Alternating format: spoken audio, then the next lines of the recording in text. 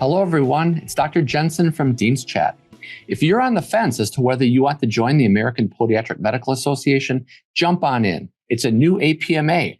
Whether it's advocacy concerns, scope of practice, billing and coding, consider membership at the APMA as your professional insurance. Hello, everyone. Welcome back to Dean's Chat, where we discuss all things podiatric medicine. My name is Dr. Jeffrey Jensen. I'm the Dean at the Arizona College of Podiatric Medicine and co-host for the Dean's Chat podcast. Once again, I am joined by my co-host, Dr. Johanna Richey. Hi, Joe. Hey, Jeff. How you doing? You know, I'm doing great, and I'm anticipating a phenomenal episode today because we're shifting gears a little bit, maybe a little holiday vibe. That's right. Doing APMA Takeover. And we're going to shift gears, and you and I are going to be interviewed. And I'd like to introduce. We're in the hot seat. Yeah, I'm introducing our guest host, Dr. John Garnett. John works with the American Podiatric Medical Association. He's a content writer and editor. He's involved with communications, marketing, and membership. Sounds like you got a full plate there, John. Definitely. No, I appreciate you having me on the podcast to flip the script and ask you guys some questions for once. I think that sounds great. And then just to go with Dean's Chat vibe, let's go first names, John. Let's go John, Joe, Jeff, and keep it straightforward. Perfect. Sounds good. The floor is yours. All right. Well, I want to start out with a couple personal questions before we get into the meat and potatoes. So I'll start with Joe. So looking at your bio is really interesting, seeing you began your educational journey in the fine arts, which many might think is very different from medicine. So I was wondering, how did you get involved in podiatry, and how did that unique background help you on your podiatric journey, do you think? Oh, that's a great question. It is funny. People will often be like, wow, you went from being an artist to being a doctor. Like, that's really weird. I felt some of that weirdness when I started in the form of imposter syndrome, of course, as most people do. But I think there's actually a ton of crossover, and it's been really fun to interview a bunch of other people with more diverse backgrounds. And you start to see some interesting common themes. But since this is a question directed at me, I will keep it on me. But one of the things for sure is actually not the obvious hands-on skills of like art and surgery. Like, those are pretty, I think, self-explanatory. But there's so much observation in art. When you are looking at something and you're trying to reproduce it, I mean, there's color and shadow. There's gradations of color. And so that form of learning how to observe something with that kind of detail and precision can absolutely be replicated in the forms of communication. Certainly too, depending on the kinds of art. But when I at one point was thinking I was going to be an illustrator or graphic design, when you're designing something for someone else, making sure that you are very clear on what your client wants, like that communication back and forth, is really critical to get it right. And so that translating to things like patient care, it's estimated that doctors interrupt patients like within 3 to 11 seconds of them talking, right? Like, we already just want to get to the point where it's fun to talk with people with more of a liberal arts background who are much more engaged in the listening part. Like, I want to hear your story. I want to hear your narrative, and then figure out from what you're telling me how I ask the right questions to get to the next spot.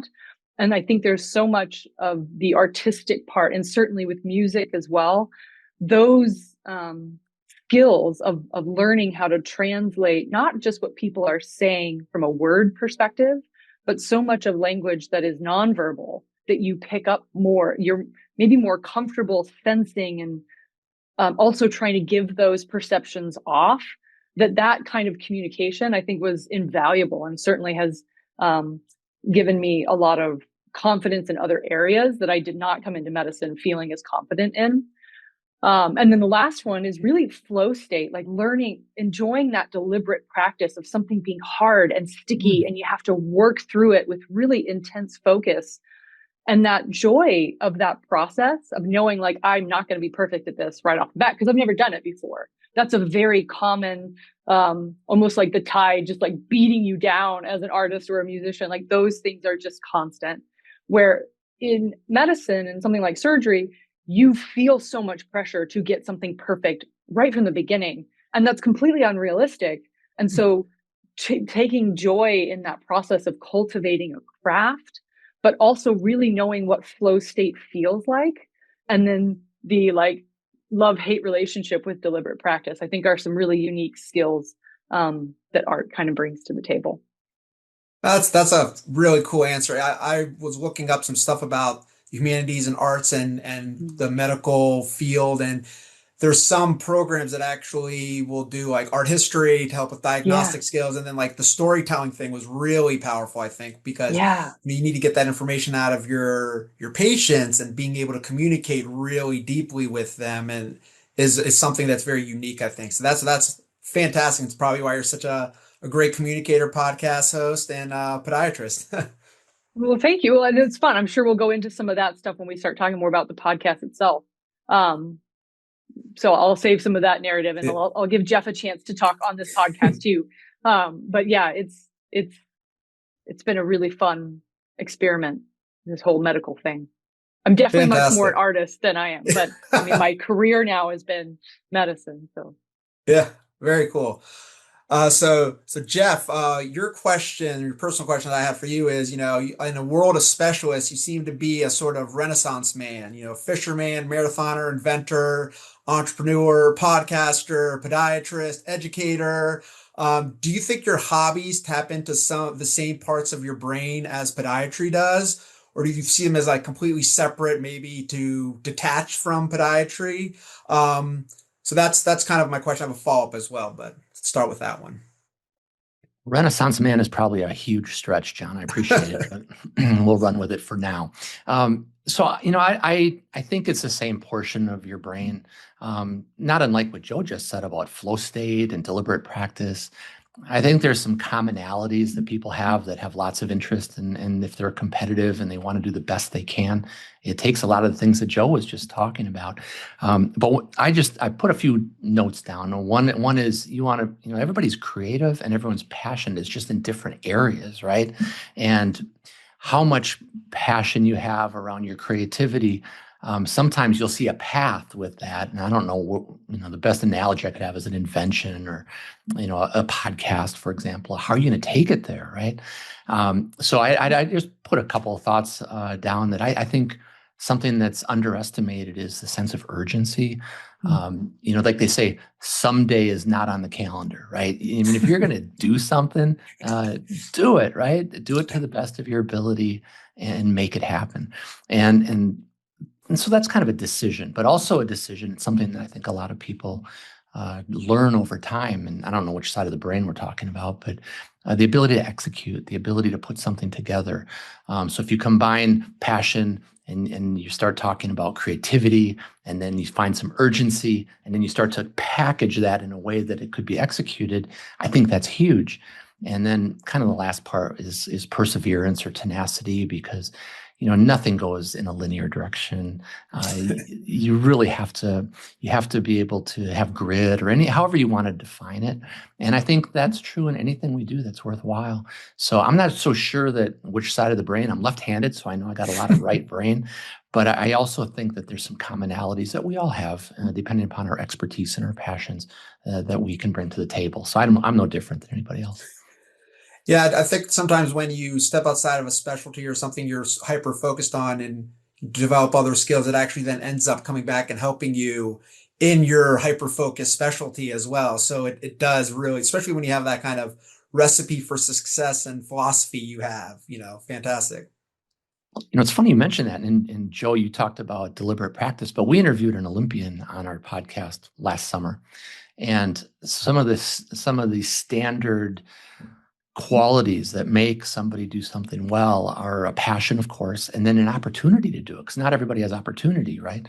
And then if you put deliberate practice on top of that and all the things that go with improving your performance, I mean, it's pretty well established, I think, in the literature, what it takes to perform well, but you still got to have a sense of urgency and you got to make it happen. Yep. Awesome. All right, so now that the softballs are over, we'll start asking about the the podcast. Although we'll start with another softball.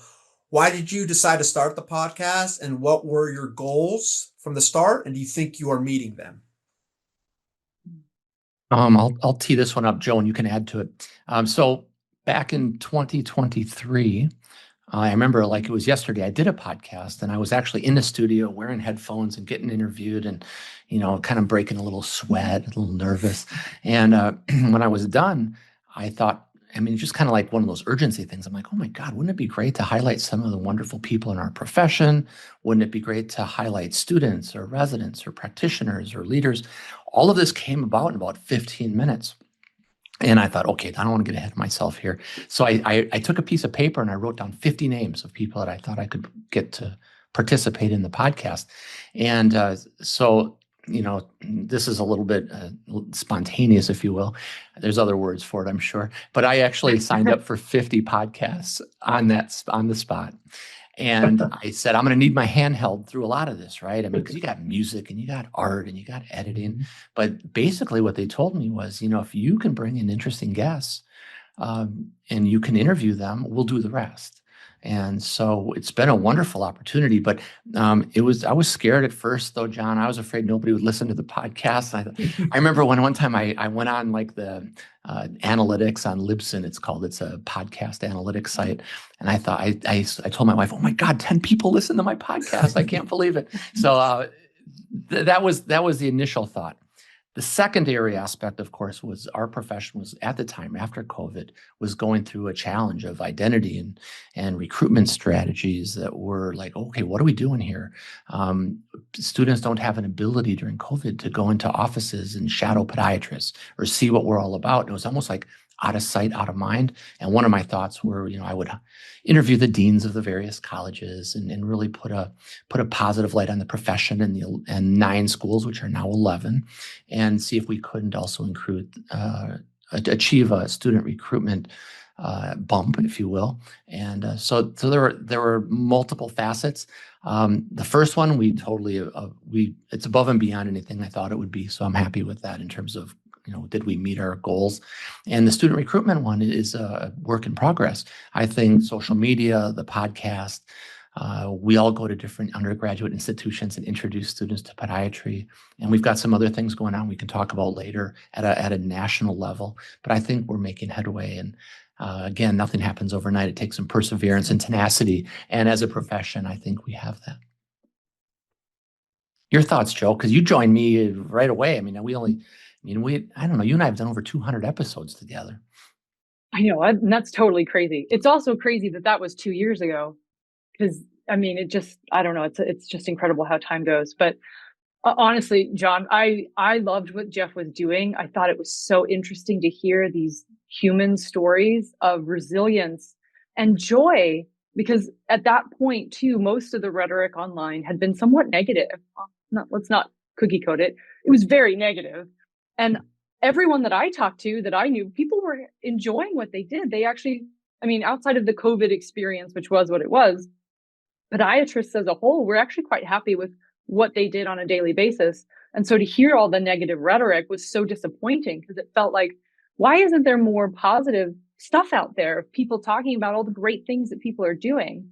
And it started to become very obvious. People didn't want to come on and talk about themselves. Oh, look at all these really great things I'm doing.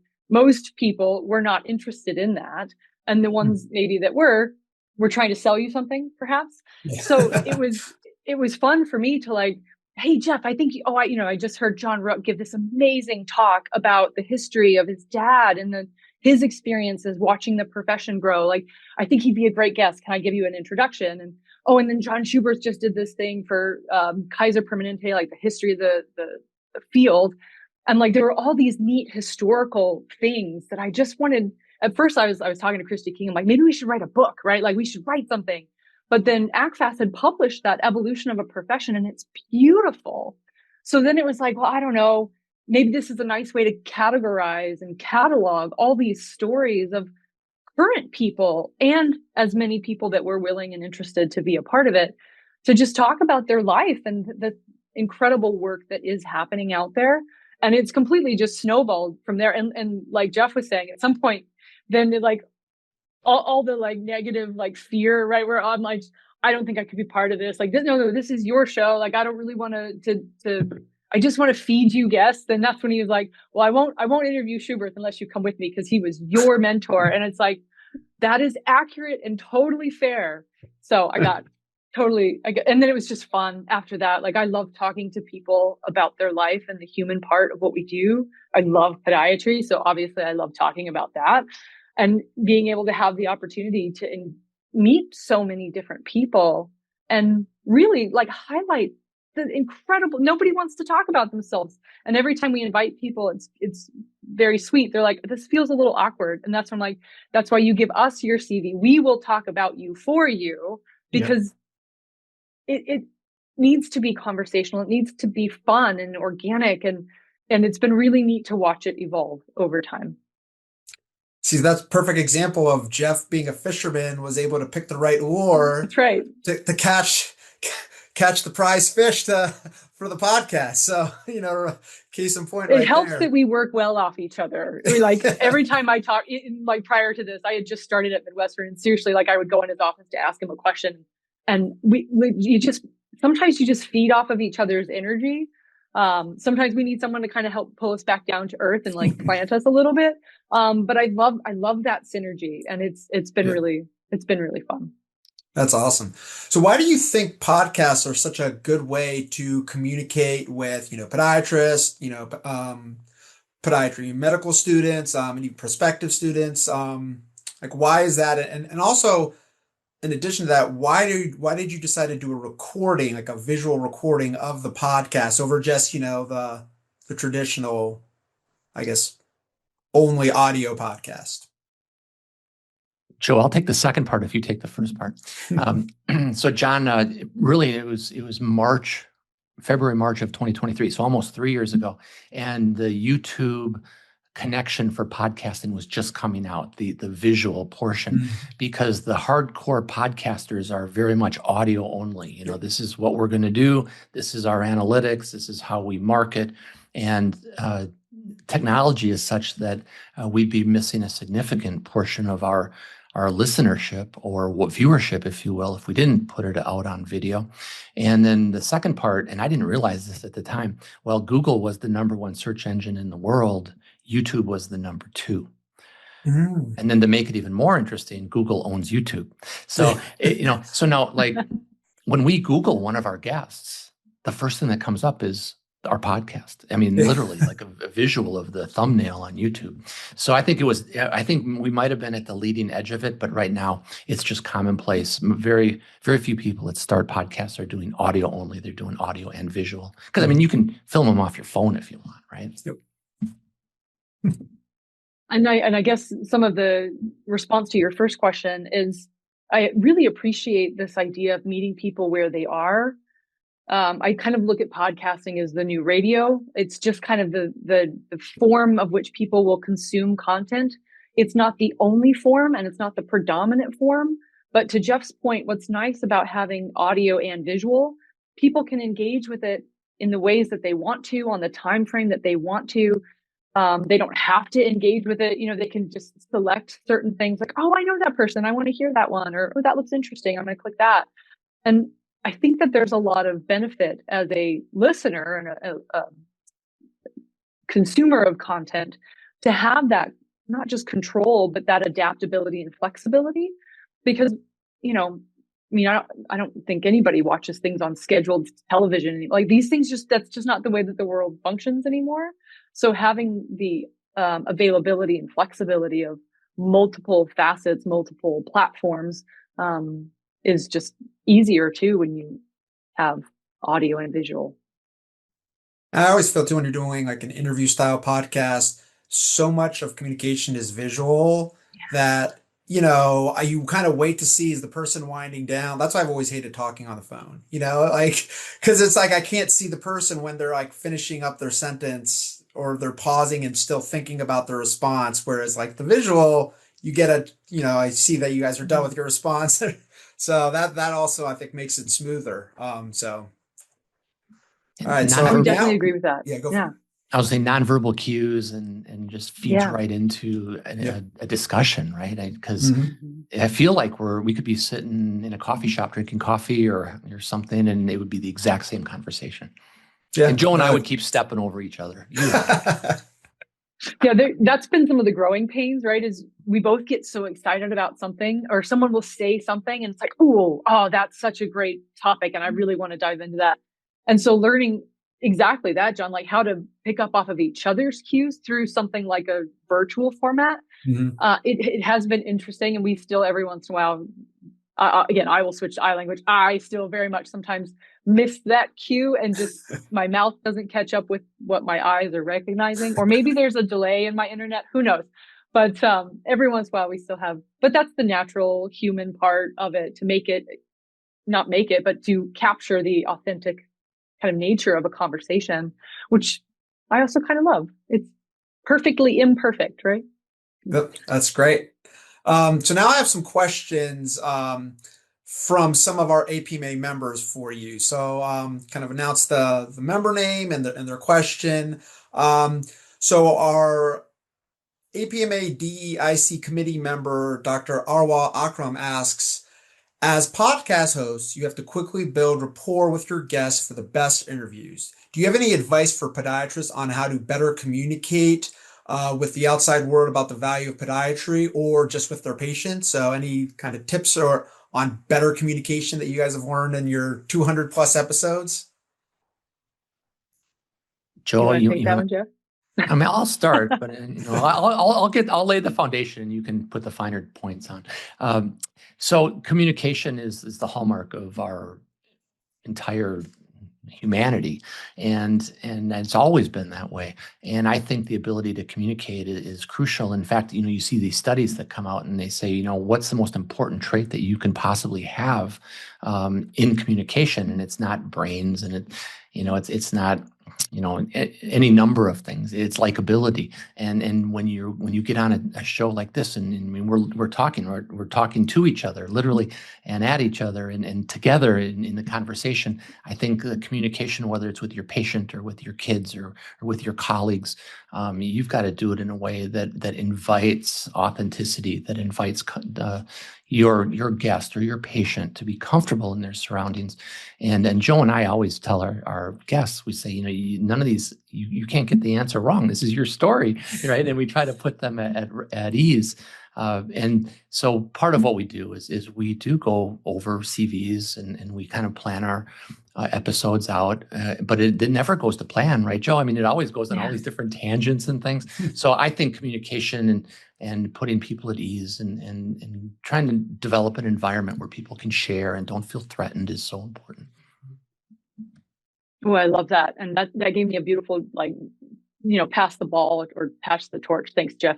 See, this is that we just start to develop this rapport between the two of us, John. It's so nice. That idea of making people feel comfortable. I think this is so important with our patients.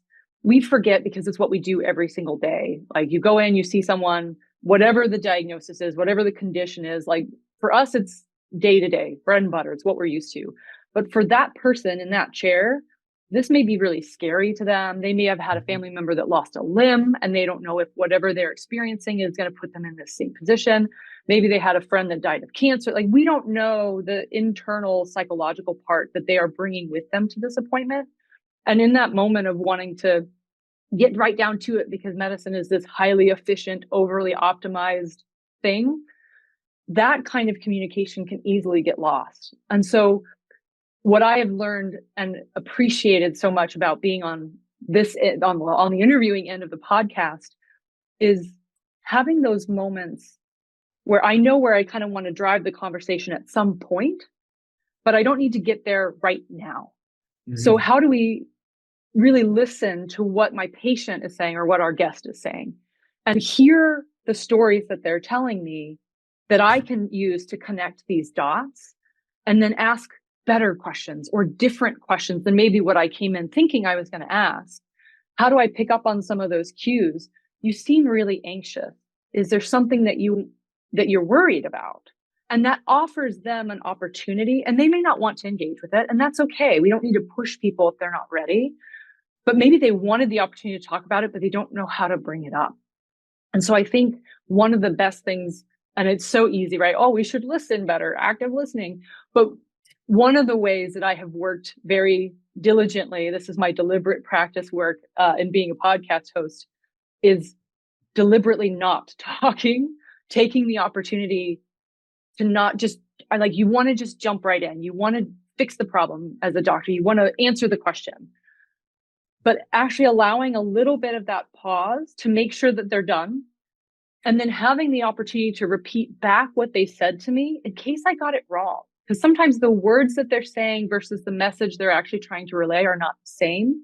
And in our clinic, we have students. And so sometimes there's also a whole nother intermediary, which is the student presents something to me. And so I want to make sure that the patients know that even though maybe the first person that did the interview was a student, I want to hear what they have to say. So this is what I've heard so far.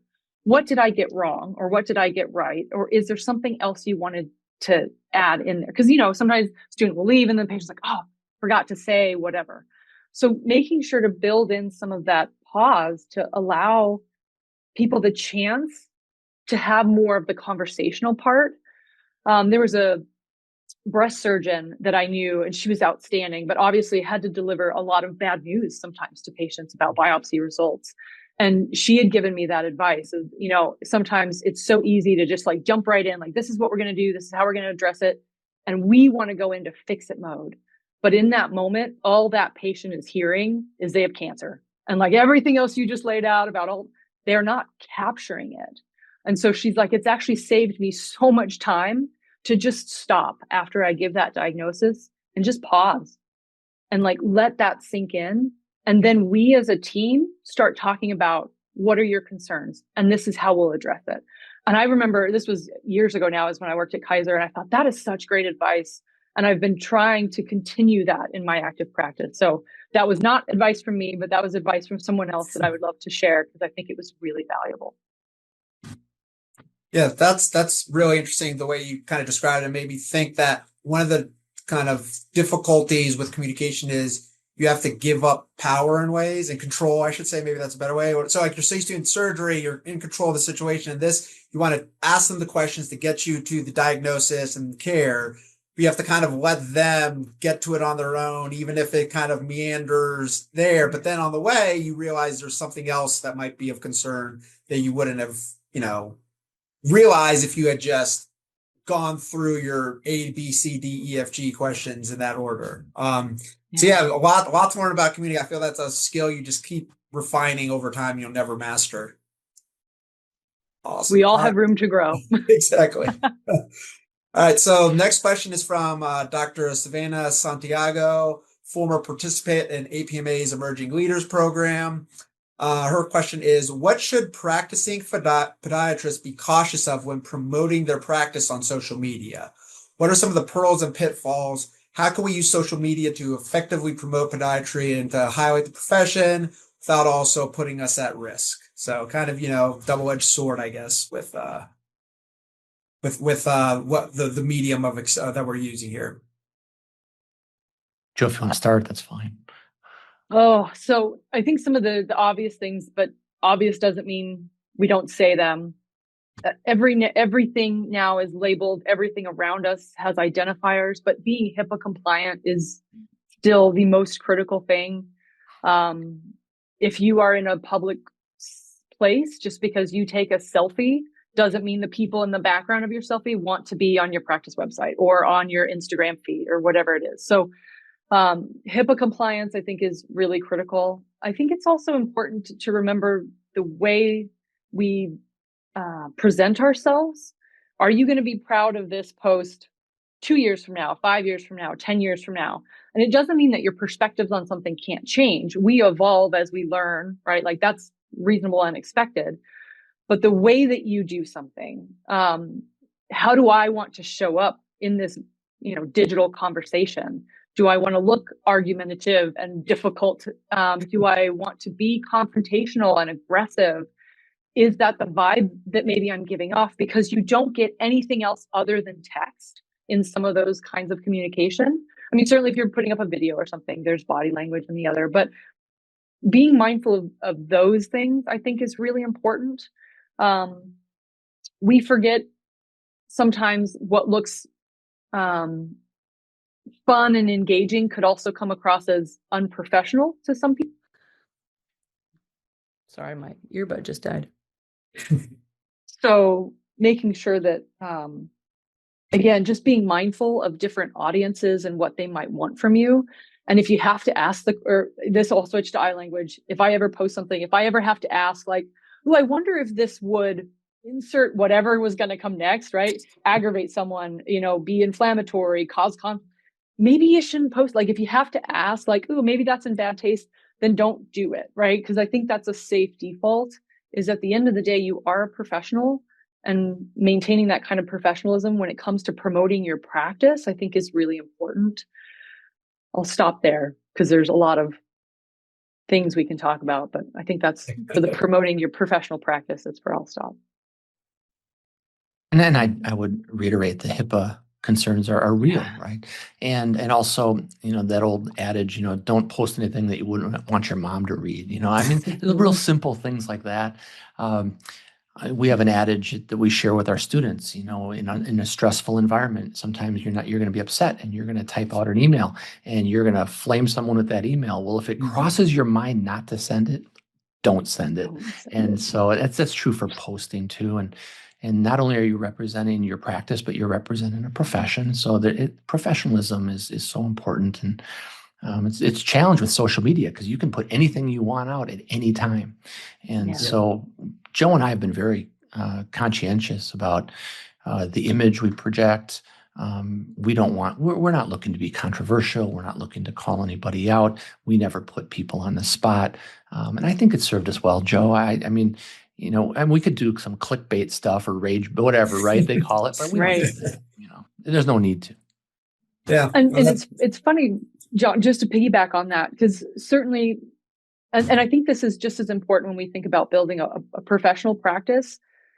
There is something to be said for that, right? We do live in a world where the way that the social media algorithms work is when you pause on something, whether that's I love this or I am enraged by this, it will start to trigger something, right? And now it's going to show up more. And so anytime Jeff and I have had to make any kind of decisions, always coming back to also like, what is our mission? What is the most important thing that Dean's Chat is really trying to do? And at the end of the day, it's to uplift the profession. It's to highlight the amazing work that our community does. It's to support residents and students, young professionals, mid-career and retiring, all of these different levels of people and wherever they are in their profession. And so whatever we're doing, is this going to make more engagement, or is this really at the core of what we're trying to build? And it's been a really fun experiment, because you may interact with someone that says something that you may not agree with, but this isn't the Joe Richey show of like, oh, I'm going to put this person on the spot and make them really embarrassed. Because what happens, nobody's going to want to come on and have a conversation about the great work they're doing if they feel like there's this other gotcha part of it. That's not going to make it's not going to make me feel better, right? It's not going to make the profession better. And what at the end of the day would it be doing? It's going to make it maybe more clickbaity, right? Like you could get these great little buzz, I don't even remember what they're called, shorts or whatever it is, right? That like, oh, we can throw that out there. Like at the end of the day, there may be a short increase in engagement for whatever reason, but the long game, that is not the right decision to make for anybody. And so really, and again, same for your practice, right? You can put out some stuff that gets a lot of, clickbait, but at the end of the day, is it really advancing your mission, which is to help your patients, improve the awareness, and be a professional that is trusted and regarded in your community? Like, I think settling on the core of what you're trying to do and really keeping that at the center of it is really where your guiding star will help you make the right decisions. Yeah, I think that's some great advice there. And I think, you kind of hit on one, made me think of, you're not trying to win the battle, you're trying to win the war. So like that post is a battle that you might feel really gratified by just winning it. But if you've lost 4 potential people or interviewees in the future because they're scared that they're going to be aggressively dealt with or whatever it is, you're starting to lose that war in the long run. And that's kind of a good way of looking at how you want to deal with social media, in my view. Like that. And it's fun because you also have better conversations that way. One of the problems with social media is you either get kind of tunneled into this echo chamber of what you already know, or you get shuttled into this outrage industrial complex, right? Where like, I can't stand anything. And it's just going to entrench me even more in what I think and believe. And I have changed my mind. I have opened my perspective so much more by just, again, listening to someone talk about their experience and their perspective. That's been like, you know what, that's actually, I hadn't thought of it from that perspective. I actually really value your experience there. And that has actually helped me be a much more empathetic person. It's also helped me be a much more understanding person. It's helped highlight, I think, the complexities in the world that we live in and why none of the fixes to anything are as simple as like, oh, we'll just click the switch and fix the problem and then it all goes away. And I think we do need more of that. I think we need to talk to each other more and listen, like truly listen to what the other side has to say without the plan of a retort, right? I'm listening because I genuinely want to understand your perspective, not just so that I can be ready with what my defense is going to be and like try to shoot down all your points. And it's been fun to be able to engage in some of those conversations as well. Did you know APMA provides help with public health initiatives such as fall prevention, opioid abuse prevention, and addressing health disparities? Did you know the APMA provides over $400,000 in scholarships annually to students pursuing podiatric medicine, helping the next generation of foot and ankle specialists? If you're serious about this profession, if you want to grow, to lead, to make a lasting impact, join APMA today.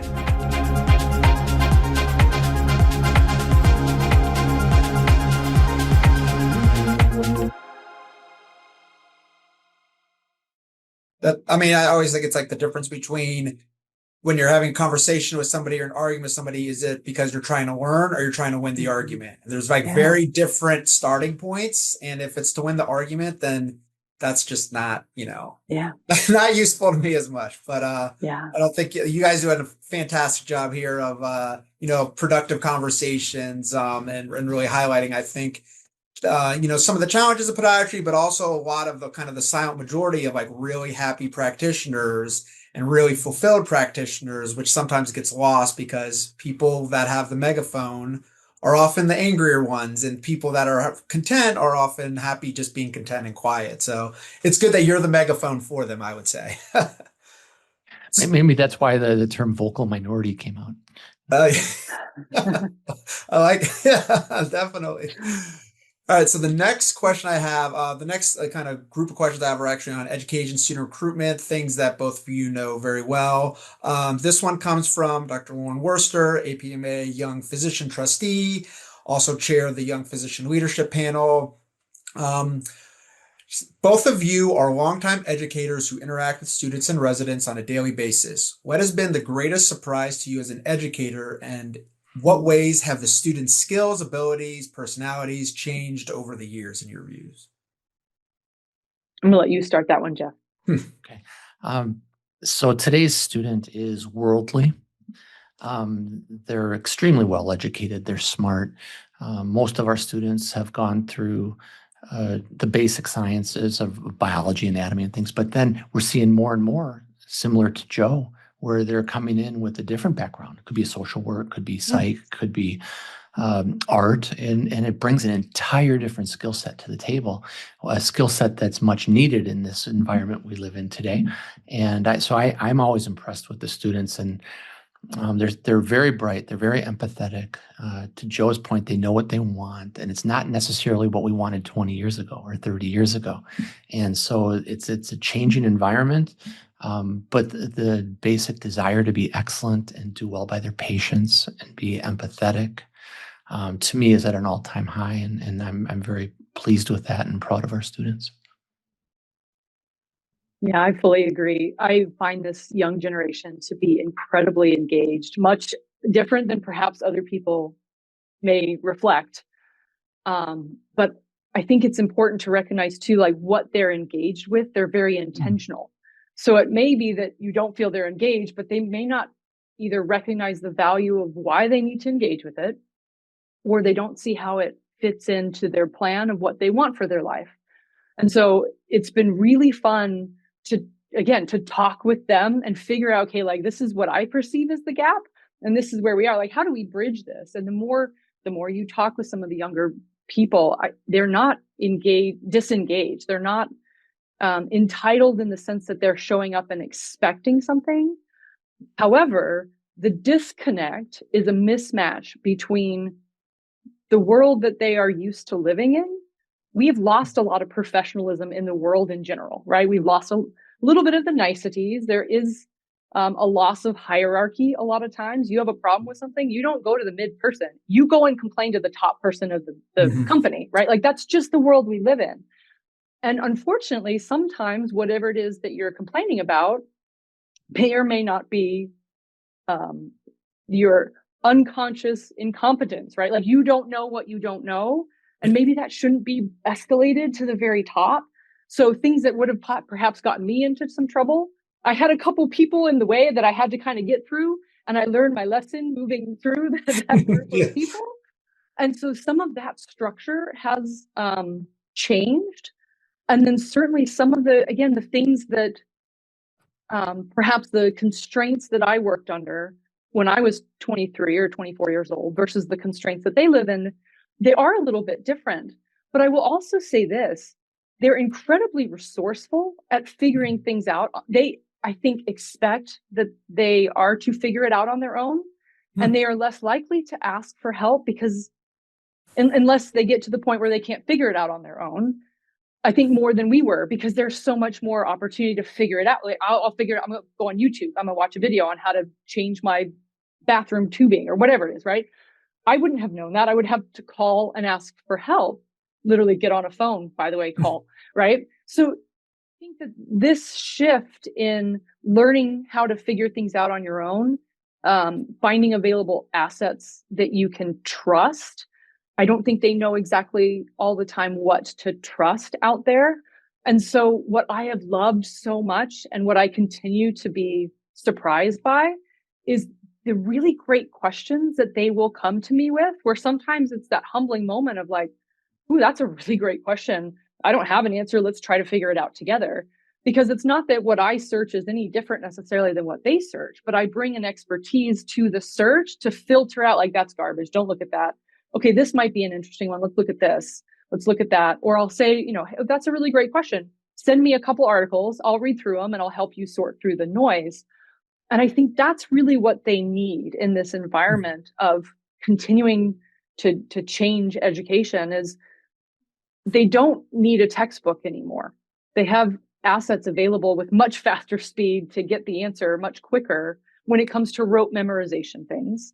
What they do need is people with experience and expertise to help them sort through all of the available information that's out there and to put some perspective to it. And so the same thing goes with engagement, right? If I don't help lay out a clear delineation of what I expect from them, so when they come into clinic, and again, this may sound really, it's not meant to sound condescending or straightforward, but like, I expect you to show up on time, period, right? Like that is an expectation.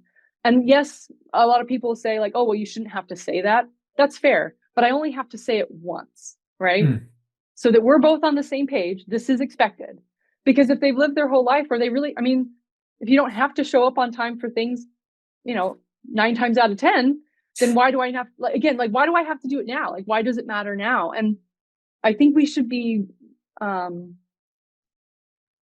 vulnerable with them in these questions, because I don't think that they ask some of these questions to be obnoxious. I think they're genuinely wanting, like, why does that matter? They're not trying to like push me to the point of pulling my hair out.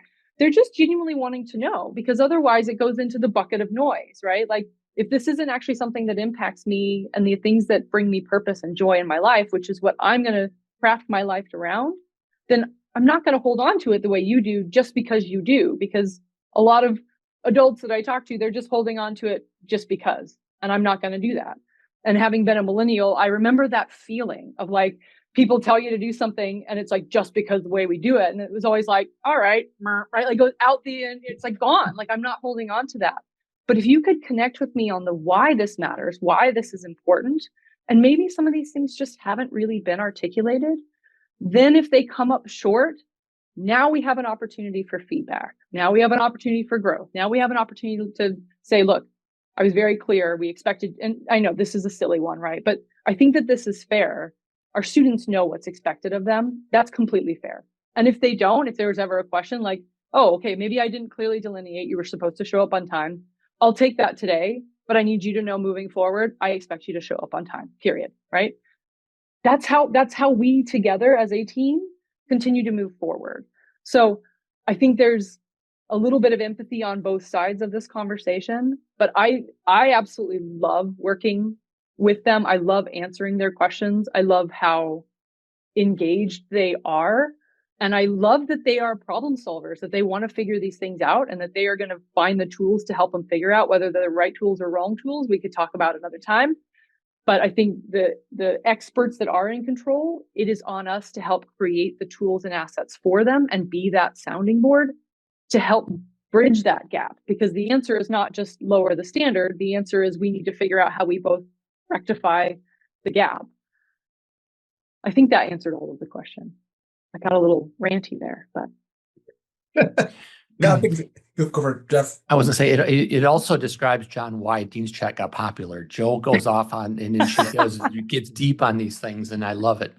That's great. No, I mean, listen, it's got to think about the differences between these students. And, I think it would be difficult, I think, if I were younger today, trying to understand the differences in different sources and what is the difference between data and information versus knowledge. There's all these, because there's just so much out there and now in the AI age with deep fakes and so forth, it's even more difficult. So I do feel for them, especially if they don't have mentors, and that's great that they have great mentors like you guys to help lead them from going astray. So that's fantastic, I think. All right, so the next question I have is from Dr. Patrick Burns, chair of the APMA Education Committee.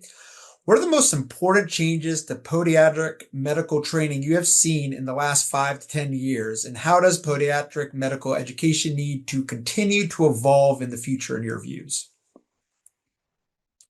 Oh, you are on that committee, if I'm not mistaken. I am, yeah. And I love Dr. Burns is one of my favorite people. He's outstanding. Do you want to start this one, Jeff?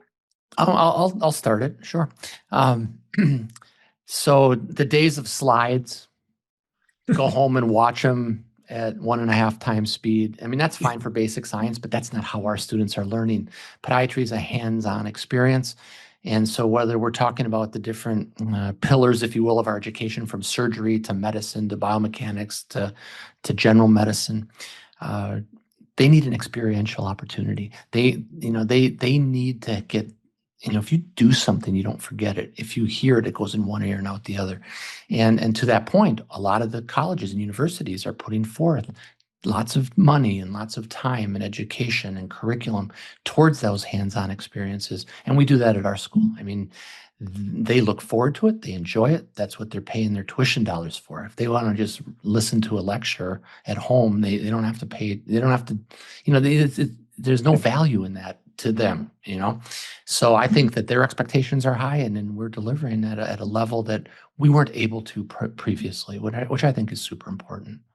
I'll start with that, Joe. Oh yeah, and I'll jump right in with you. And this is also, John, why I really love working with Jeff. We live in a world now that students learn differently. They genuinely do. We have finally hit that crux of just because this is the way that all of us did it doesn't mean that that's the way we should keep doing it.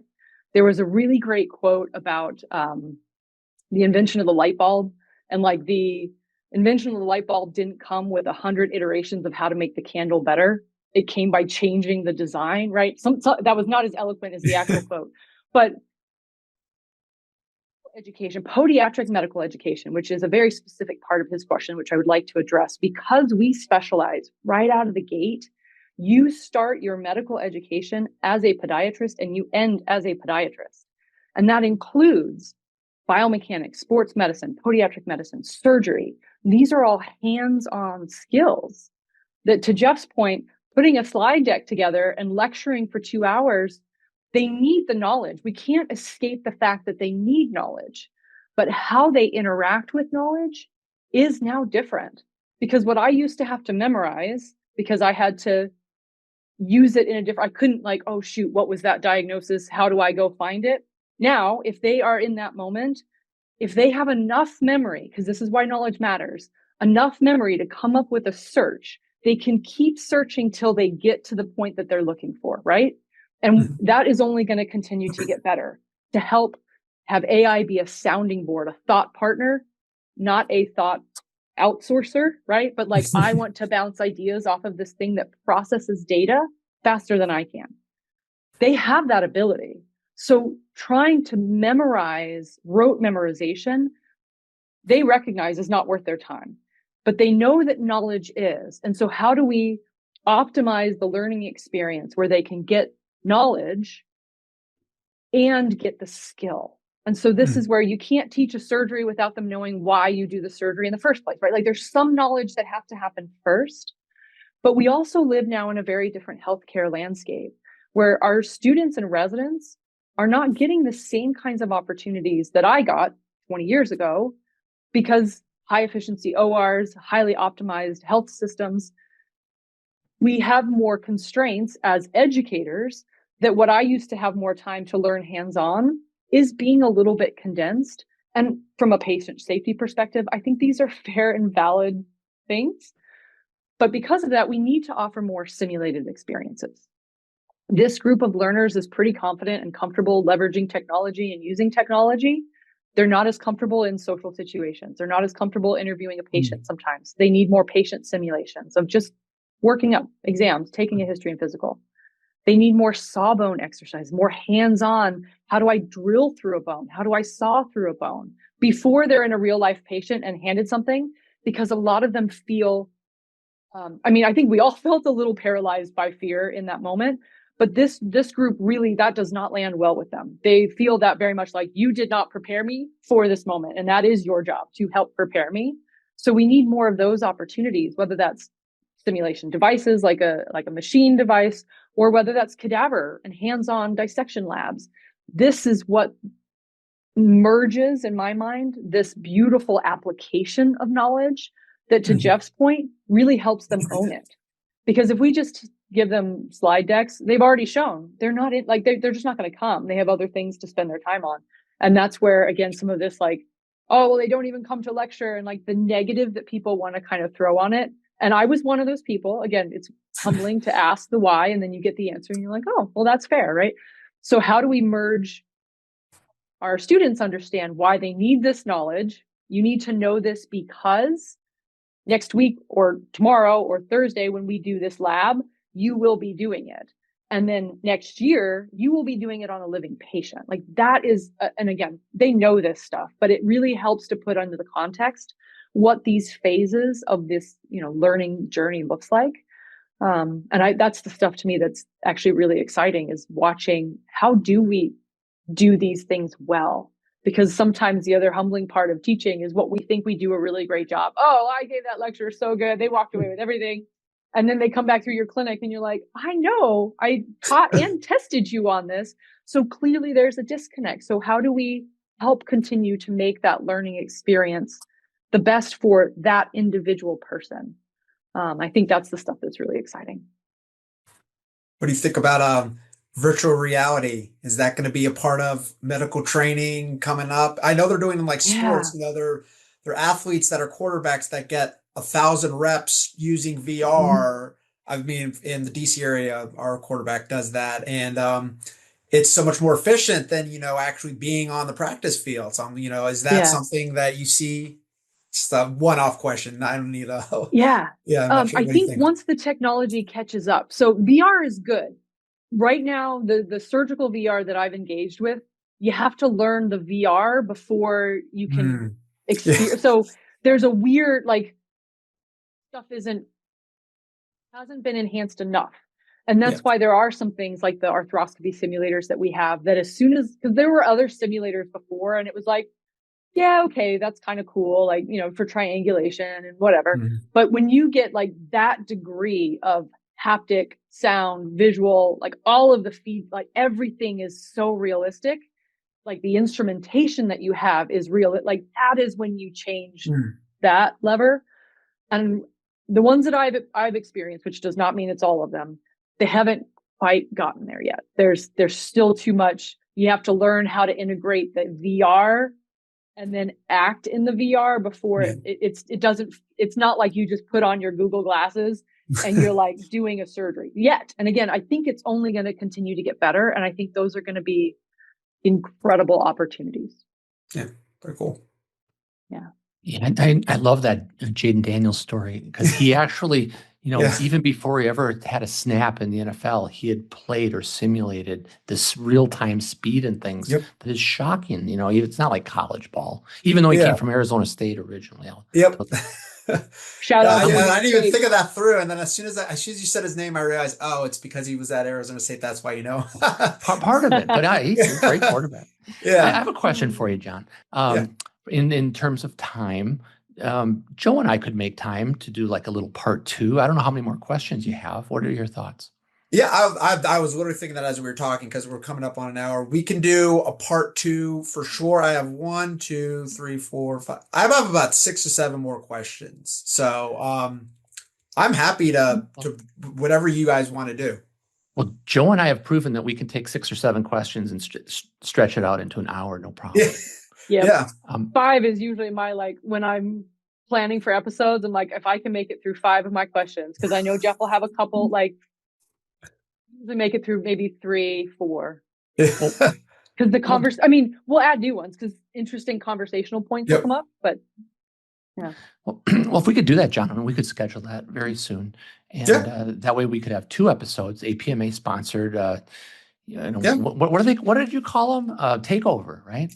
Yeah, we call it the APMA News Takeover, maybe, because that'll be it'll come out in the magazine, and then because I personally don't want to be like the John Garnett Takeover, because I'm not a podiatrist, and I want the focus on the members.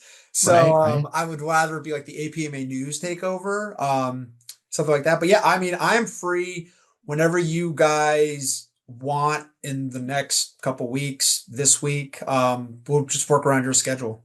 Okay, we'll put it together, and I'm gonna try as hard as possible not to start asking you questions about those books behind you. I'm so curious. Maybe at the end we can have a little bit to get the John Garnett story. I love it. When you guys were talking about history, I am a historian of science, technology, and medicine. That's, I think, what probably won me over for Peggy. So I'm very interested in history stuff. I'm getting acclimated to the job's core responsibilities, but I've already kind of started to float ideas to Peggy about future projects. So anything historical, would love to be looking at. For this next issue, we're actually I did an interview with Robert Shemwell's son. Shemwell was Truman's podiatrist. And so it's for President's Day. And so I got some, he was a member too. He was in his 90s. So one of Abraham Lincoln's podiatrist was actually a double agent spy. So a couple of his, but yeah, I'm very interested in the history of that. So that's all right. So then we're going to get a time, and we'll do APMA Takeover Part 2. And then we get to ask you a few questions too. That'll be fun. Yep, right. That sounds great. All right. Well, to all of our listeners and to all of our viewers out there, thank you for joining us. Hope you enjoyed the APMA Takeover Part 1. John, thank you for being such a gracious host. And we look forward to our next meeting. John, we're going to send you a Dean's Chat mug. We have our Dean's Chat mugs that, start your day the Dean's Chat way. I love it. I love it. And we look forward to bringing you leaders in the profession, but we'll do a part 2 here in the next week or 2, and we'll put them out together over the holidays, probably. All right. So cheers, everybody. Okay. Bye-bye. Thanks again, John. So long, everyone. Thank you.